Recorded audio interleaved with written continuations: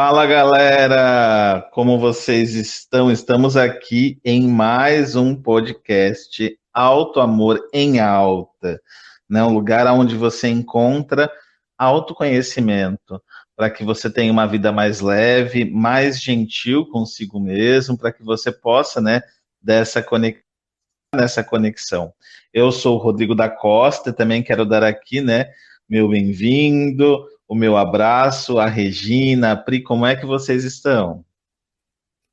Oi, Oi, Rodrigo. Oi, Priscila. Bom dia. Eu tô bem, graças a Deus, por aqui. E vocês? tudo bem? Oi, Rê, oi, Rô. Uma delícia estar aqui com Oi. vocês de novo. Com certeza. E o nosso tema, né, é um tema muito propício para o mês de outubro, um pouquinho atrasado, mas ainda propício, né? A gente vai falar um pouquinho hoje sobre a criança interior e tudo isso que envolve o resgate da criança interior, né? O que é isso, se é de comer, se não é, o que dá para fazer com isso. Mas eu sei que tem alguém aqui que quer já trazer uma reflexão profunda, né? Então, Pri, fala um pouquinho para a gente sobre isso. Ai, quero sim. Até porque não é um tema de outubro, não, Rodrigo. É um tema para a vida, né? Verdade? Então, eu pergunto aqui para vocês dois e para todo mundo que está ouvindo a gente, o que mudou na sua vida depois que você cresceu? Não vale falar dos boletos, porque isso a gente já sabe. Eu acho essa pergunta uma pergunta bem pergunta de, como diz uma cliente minha, de mestrado, sabe? Lá vem a Regina com as perguntas de mestrado, né? Tipo, para mim, assim, quando eu olho para trás e vejo todo o processo, eu entendo que a minha criança, ela ainda está aqui dentro, né? A minha adolescente está aqui dentro, mas a minha adulta hoje tem espaço para viver, sabe? Tem espaço para se manifestar também. Mas como existiam questões muito incisivas, eu acho que é esse o termo, talvez, comigo e com coisas que tinham ficado para trás, fazer esse processo de olhar para dentro e acolher a minha criança, entender, né, deixar a minha criança, inclusive, respirar, né, viver em alguns momentos, porque ela era extremamente tolhida o tempo todo, né? Mudou tudo, mudou todo o jogo, né? Porque a vida ela pode ser mais leve. Então, a minha vida, o que eu posso dizer com clareza, com afirmação que mudou foi realmente o peso. Né? Minha vida hoje é uma vida mais leve, né? Ainda em processo, obviamente, mas é muito, muito mais fluida. Eu acho que é isso. Faz sentido para vocês? Eu fiquei aqui na dúvida, né? A Pri, se essa pergunta da Pri ela vem no que mudou no meu crescimento, enquanto me tornar adulto, ou se essa pergunta é o que mudou depois que eu comecei o autoconhecimento, né? Então Não. ela é ampla, né? E inicialmente a pergunta o que mudou me remete ao que eu deixei para trás, né? Uhum. O que foi que eu não trouxe para minha vida adulta. Então, eu diria que talvez numa primeira infância a, a sensibilidade ela foi um pouquinho deixada de lado, felizmente hoje já resgatada, né? Um pouco dessa questão, né, de ser autêntico, de não ter tantas máscaras. Eu acho que isso foi deixado um pouco de lado, mas como a Regina comentou, né, a gente que já está nesse processo de autoconhecimento, eu posso dizer que eu, nesse resgate, eu venho recuperando essas questões. Mas eu deixei um pouquinho da minha sensibilidade lá na infância, Pri. Entendi. Pois é. Eu fiz essa pergunta numa palestra que eu fiz numa instituição essa semana, e aí vieram umas respostas assim, do tipo, eu fiquei grande, porque Eu pequenininha fiquei era tão grande. bom. Né? Eu tive que andar. Olha as respostas, né? Deixei de brincar. Agora eu assumi responsabilidades e muitas vezes eu não quero ter que dar conta. Parei de chorar. Não posso mais chorar quando eu quero, não posso mais comer quando eu quero. Porque agora tem que fazer a comida, né? Antes a gente só pedia comida, né? Ou chorava, o bebê chora para mamar, né? Então, Eu achei bem interessante as respostas que vieram, assim, que vieram com muito sentimento, muita sensibilidade, né? E essa pergunta, né, foi talvez uma provocação aí, uma pergunta reflexiva, para a gente poder entender que, como a Regina bem falou, né, a adulta que eu sou hoje é a criança que eu fui e que está aqui, que habita em mim, porque a gente traz todas aquelas memórias, os aprendizados da criança, e a gente acaba levando isso para os nossos relacionamentos, para os nossos boletos, para as nossas, né, para as nossas responsabilidades. E aí eu achei bem bacana você, principalmente a Regina, falando desse resgate, né? Claro. E penso que o resgate dessa criança, ou a reconexão com essa criança, que talvez a gente tenha deixado no passado, quando a gente cresceu, vai muito por esse lugar de perceber o que é que eu deixei para trás, como o Rodrigo falou, mas principalmente o que a minha criança não está fazendo mais, né? O que eu deixei que nunca mais eu fiz. E por que eu não fiz, né? Priscila, que legal você falar isso, porque essa semana eu estava com a minha filha mais velha no carro e a gente gosta muito de colocar música alta, de cantar, a gente é muito parecida. Na verdade, as três somos assim, sabe? Mas eu comecei a perceber que nessa necessidade de crescer, nessa necessidade de ser mãe, de ser muito responsável, né, de fazer tudo na hora que tinha que fazer, que sei lá quem que disse que era a hora, né, que tem isso também. Eu fui deixando justamente essas brincadeiras, essas cantorias, essas danças, como se do tipo assim, mãe não pode ser irresponsável, né? E aí, a gente cantando juntas, ouvindo música juntas, ela virou para mim e falou assim: nossa, mãe, eu gosto tanto, né? Quando a gente está fazendo isso, eu lembro de quando a gente era criança e você brincava com a gente de dizer uma palavra e a gente tinha que cantar uma música com essa palavra, sabe? E eu falei, gente, era isso, né? Também, assim, o quanto isso é meu, né? Da minha menina, de gostar de brincar disso. E poder trazer essa criança, né, não o tempo todo, mas de vez em quando, para essa relação com as minhas filhas também, é uma forma de resgatar minha criança, e isso não tem nada a ver com irresponsabilidade, né? Não, isso é verdade.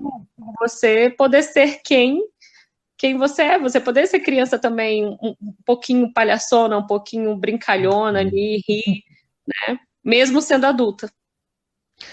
E aí você me fez refletir, né? Que você falou, de vez em quando.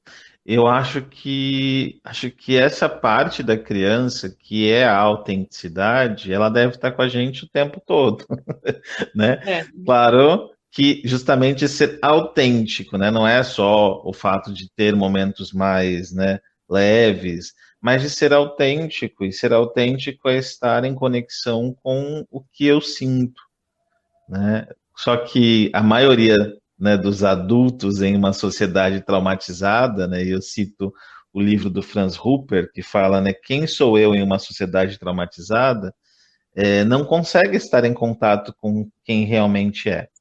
E aí, né, quando a gente pensa no resgate da criança, a gente está pensando justamente na possibilidade de eu ser fiel às minhas sensações, às minhas emoções, ao que eu estou sentindo, né? E não significa só fazer o que eu quero, porque a gente sabe que existem as obrigações, mas é estar inteiro, mesmo nas obrigações, né? E isso a nossa criança fazia brilhantemente. A criança, ela briga, ela fica com raiva, ela ri, um minuto depois ela está de bem, ela está inteira nas relações, né? Então, acho que uma boa pergunta para nós, e nós, quando crescemos, vamos ficando cheios de ressalvas por medo, né? Em quantos momentos eu estou inteiro? Né, Pri, em quantos momentos você está inteira? Devolvendo a pergunta, né? E aí, quando você falou da criança inteira, e deu o exemplo, eu pensei, ela tá inteira e flexível, né? E adaptável, e que gostoso isso, né? Eu acho que eu tô inteira 70% das vezes, assim. Mas ainda falta muito. Esses 30, eles comprometem muito a minha vida. Principalmente porque não é só o estar inteira sendo quem eu sou, mas também tendo que lidar com quem eu acho que eu sou, e que talvez não seja eu. Verdade. Vou explicar. A gente acaba trazendo, né, da infância algumas crenças, alguns padrões, algumas coisas que a gente fazia ali para agradar papai, a mamãe, o responsável, para ser, às vezes, validado ou aceito na turminha da escola, né, ou numa instituição, numa tribo, na comunidade, enfim. No grupinho de dança. E aí a gente vai construindo, né, uma pessoa para atender essas necessidades dos outros que talvez não seja eu, mas que hoje a adulta que eu sou acha que sou eu e fica reproduzindo, fica se comportando dessa mesma forma. E aí, faz muito sentido. Muito, né? Encontrar, então, os 30% que eu não estou inteira é porque eu, de repente, me percebo fazendo algo que eu digo assim, gente, por que eu fiz isso? Isso não sou eu, não estou gostando de ser assim ou de reagir assim a uma determinada situação. Né? De onde vem isso? Fui abduzida. Quem é esse ET que não sou eu? Então, é bem interessante, né, a gente poder perceber o que a gente traz da nossa infância, da nossa criança, que pode passar aí por umas melhorias, né? Por umas ressignificações. O que vocês acham? E você falando também, você me fez lembrar de um momento de transição na minha vida, saindo dessa adolescência para essas responsabilidades adultas, vamos dizer assim, aonde eu errei muito, sabe? E nesse momento de errar muito, eu me vi perdida nas consequências dos meus erros. E aí, isso me fez, por exemplo, querer voltar para o lugar de criança. Me fez querer voltar para o lugar de tipo, né, mãe, o que eu faço? Ei, alguém pode me dizer o que eu tenho que fazer? Tipo, olha só, eu errei, caramba, e agora? E o quanto isso, naquele momento da minha vida, me roubou de mim, sabe? Porque eu não sabia como agir com as consequências dessas escolhas que não, né, que pareciam não ser escolhas tão interessantes. E me trouxe para essa posição infantilizada, e durante muito tempo foi difícil voltar a assumir a adulta, né, novamente, né, lidar ali com as possibilidades desses erros, e entender que eles faziam parte desse ensinamento, desse crescimento, sabe? Então, poder entender que a gente também não vai ter todas as respostas o tempo todo, né?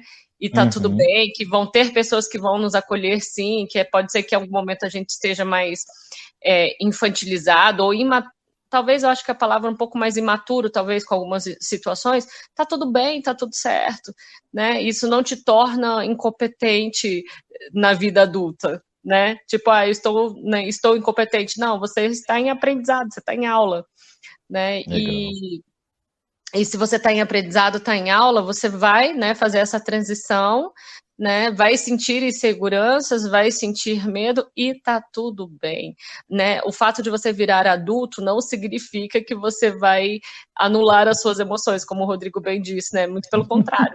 Mas é como eu olho para essas emoções agora de uma outra forma.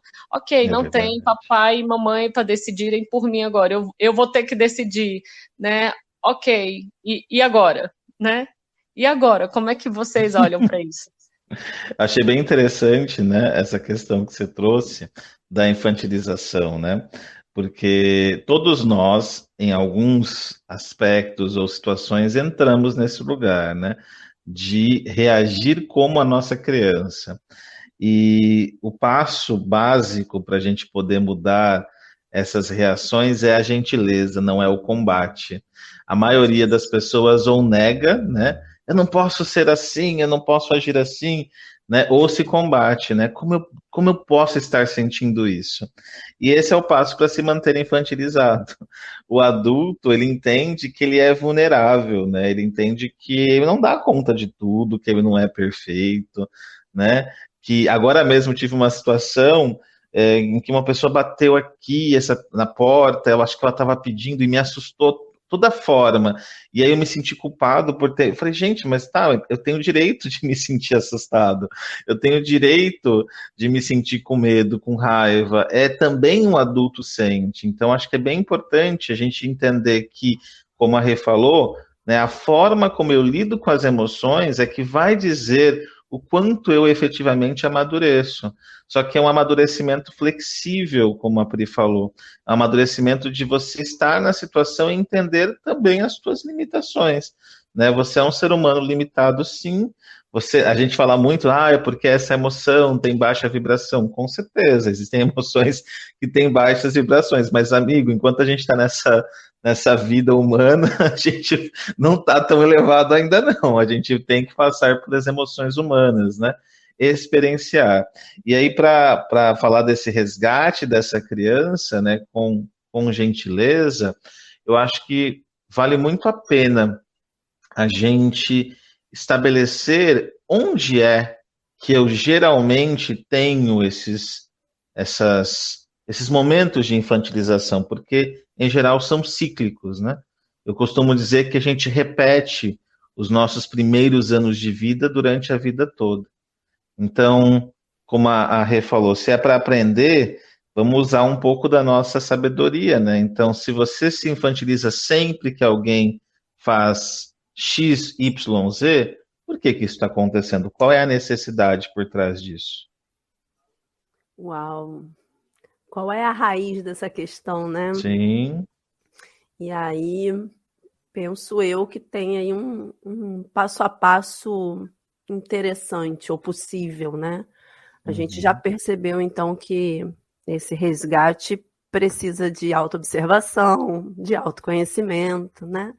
E é isso que a gente está aqui falando mesmo. Só que acho que para essa identificação, né, de onde vem isso, eu acho que a gente precisa, primeiro, perceber aquele ponto que está incomodando, né, ou que está causando alguma dor, algum sofrimento, ou esse padrão repetitivo, como eu falei antes, e se perguntando. Eu gosto muito das perguntas poderosas. Por que eu fiz isso? Porque a pessoa me bateu aqui, não era para ela ter batido na minha porta essa hora da manhã. Por que ela bateu na sua porta nessa hora da manhã? Verdade. E a gente vai fazendo assim vários porquês até chegar naquela emoção primordial que deflagra todo o restante, né? E aí depois disso, aí a gente identifica essa raiz e aí a gente continua se questionando de que forma eu posso fazer diferente, né? O que eu tenho que substituir aqui, ou de pensamento, ou de atitude, ou de palavras, para poder mudar esse meu padrão. Eu gosto muito das atitudes, tá? Porque eu entendo que o nosso cérebro, ele gosta muito de movimento, e quanto mais a gente vai fazendo diferente, né, tendo atitude na vida, a gente vai mudando hábitos, e aí a gente vai construindo esse adulto com uma criança acolhida, né? Um adulto de mãos dadas com a criança muito melhor. Eu vou por essa linha de raciocínio também, né, e de visão consciente, vamos dizer assim, porque a única maneira que você tem de construir novos resultados, né, é instalando novas programações, novos hábitos, né, novos comportamentos.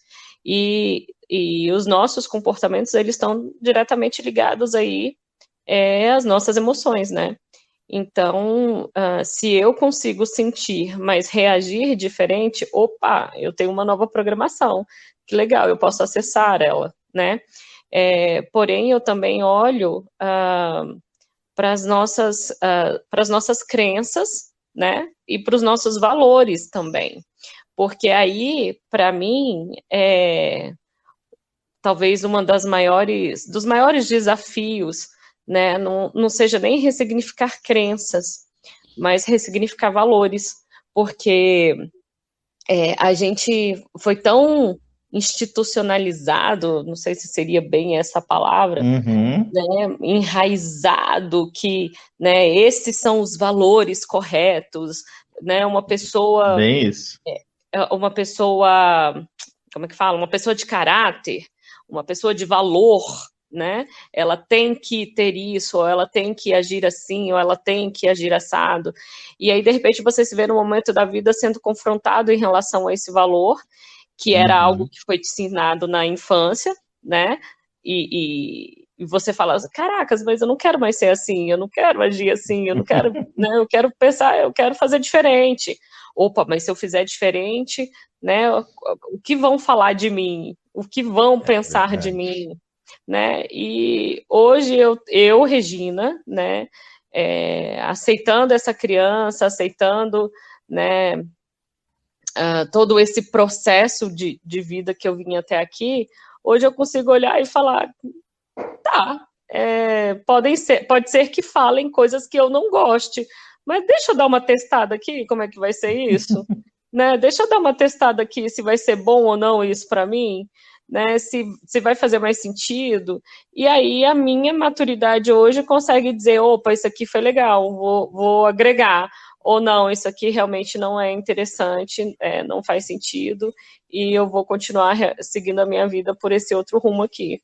Né? Uhum. Então, eu acho que isso também vem linkado à aceitação dessa imaturidade, né? Ou dessa infantilização, porém, com consciência, né? De que a gente está aqui, mais uma vez, a minha frase é mais uma vez em aula. Então, a gente não está engessado, né? Tem que ser engessado. Não tem que nada. É por aí? Vocês pensam assim também? Muito bom, né? Eu penso assim também, Regina, e vou além. Penso muito nesse adulto que está nesse processo de transformação, onde ele pode trazer um pouco mais assim do lúdico, da criatividade. Que legal. Sabe? Então tem essa consciência, né? Concordo com tudo que a Regina falou, mas essa consciência também pode vir pelo brincar, sabe? Sim. Pode vir um pouco pelo imaginar. Então eu sempre aqui, né? Vou puxar a sardinha para o lado das artes, do teatro. Eu sempre convido as pessoas assim, lembra de alguma coisa que você gostava de comer quando criança, ou de um brinquedo da tua infância, que mesmo que você não tenha mais esse brinquedo, você possa conseguir algo parecido que te remeta a esse brinquedo, e vai brincar. Faz aquele bolo da vovó, mas faz o bolo da vovó e come com a sua criança, como se fosse um presente da sua vovó que está aí no teu DNA. Foi tua avó que fez, sabe? Legal. Então, imaginar, assim, brincar, fantasiar, com a nossa criança, né? Então, é o adulto fantasiando, mas é o adulto abraçando, acolhendo e resgatando essa criança. Muito bom, Pri. E você falou da arte, né? Toda a narrativa que nós contamos sobre a nossa infância é uma narrativa baseada em memórias, obviamente, mas memórias declarativas, elas se perdem, né, no processo, e a gente vai contando novas narrativas, né? E o fato de contar novas narrativas, eu até gosto muito aquela arte japonesa de colar cerâmica, né? E depois você coloca lá um pouquinho de ouro na onde tinha rachadura, e a peça fica mais bonita depois de colada com ouro do que antes. Acho que essa é a narrativa que a gente pode contar para a gente, para nossa história. Sim, existem dores, existem necessidades que não foram vistas na minha infância que me acompanham, existem peças quebradas, né, caquinhos que eu posso colar. Só que para isso eu preciso ter resiliência, né? Resiliência interna, trabalhar muito provavelmente também acompanhado com um processo facilitado com um terapeuta, né, um coach, um psicólogo, um psicanalista, E nesse processo é reescrever a minha narrativa, né? É reescrever com mais beleza. Eu acho que a arte, nesse aspecto, ela é fenomenal. O Wessel van der Kolk, né, do livro O Corpo Guarda-Marcas, ele tem um capítulo dedicado a como o teatro pode ajudar a pessoas com transtornos de estresse pós-traumático a recriar essa narrativa. E eu acho lindo isso. Uau. E eu olho para essas falas, né, e penso que, no fim das contas, tudo é sobre, né, como eu contar de uma forma mais gentil, mais amável, mais interessante a história da minha vida, né? Porque nós somos contadores de história. Nós estamos aqui o tempo todo contando histórias, né? E inclusive para as nossas crianças que vêm após nós, né? Também as nossas descendências aí também. E como é que eu posso, de uma forma mais, né, lúdica, como diz Priscila, mais gentil, né, contar a história da minha vida? Né? Eu acho que esse é o X para trazer mais leveza, né, e mais graça, literalmente, para as nossas vidas adultas.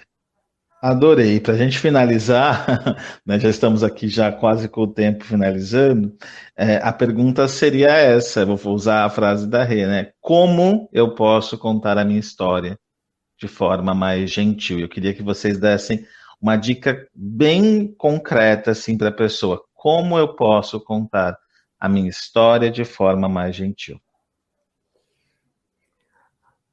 Então eu vou primeiro na resposta. Tá bom.